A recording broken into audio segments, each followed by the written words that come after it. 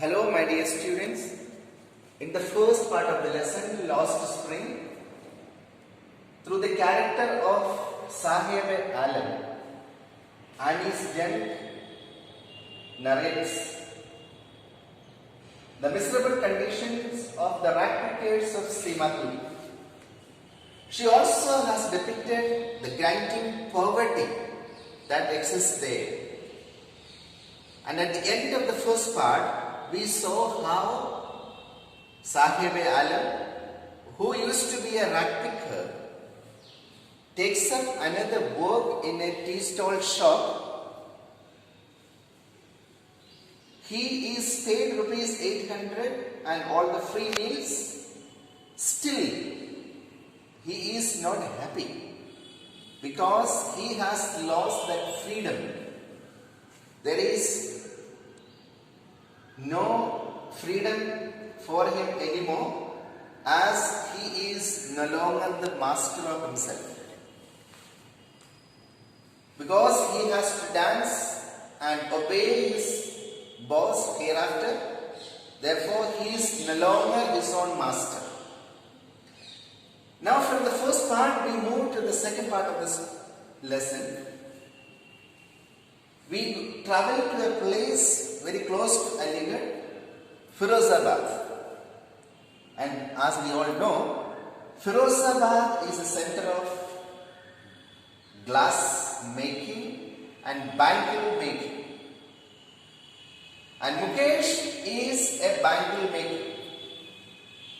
There are thousands of children like him who work in the bangle and glass factories of Firozabad.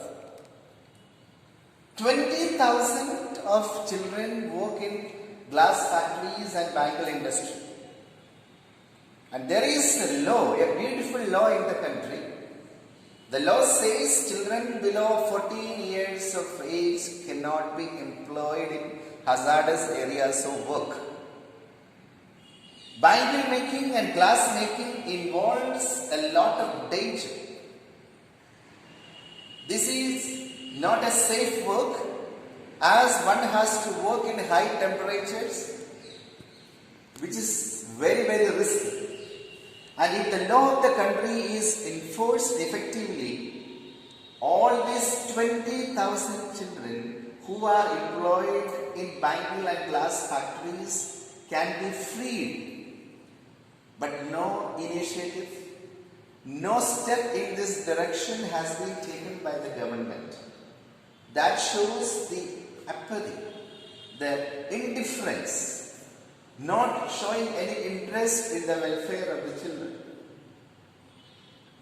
The children who are supposed to go to school and hold the pen and do the studies are deprived of that chance because of poverty, and they are all employed in these areas of work.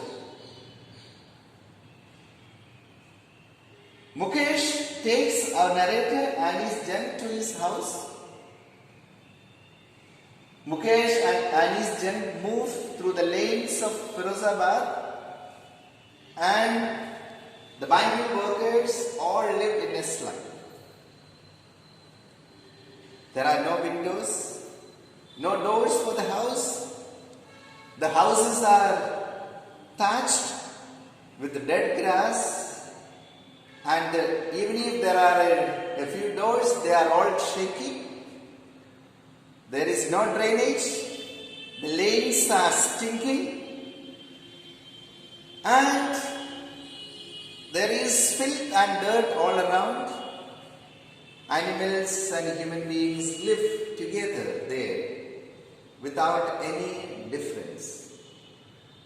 So the narrator finally reaches the house of Mukesh, and Mukesh family consists of Mukesh, his elder brother, and his elder brother's wife, that is the sister-in-law of Mukesh, then Mukesh's father and grandmother. And it is a poverty-stricken family. Mukesh's sister-in-law is cooking the evening meal in front of the fire stove. There is no gas connection. As narrator has a conversation with Mukesh's grandmother, she says it is all their karam. Karam means destiny. They are all born into that family of bangle makers. Then once we are born into the family of bangle makers, according to the custom of the caste, they are not supposed to take up any other work. So all those who are born in that bangle making family naturally accept that job as it is the destiny. It's a God-given work which they cannot refuse. So they all adjust and adapt themselves to this work, and they spend all their effort and energy and life on this, and they continue to do the work. But bangle making is a very dangerous work. The main work is soldering, and these children sit almost in dark rooms which is very, very narrow, without any proper lighting. They sit, and without any protection for the eyes, they sit and keep on soldering.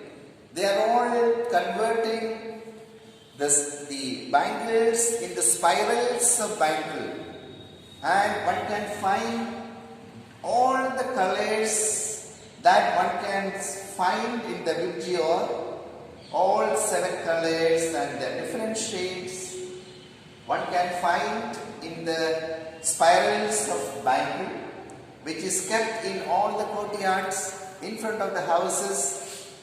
They are all piled up. And it is said, before a person completes, or before even he reaches the middle age, in early 30s, if you are a bangle maker, you are likely to lose your eyesight. So their eyes are more adjusted to darkness inside than the light. As Mukesh's grandmother saw her husband going blind in front of her own eyes. So this is a very terrible situation prevailing in Firozabad.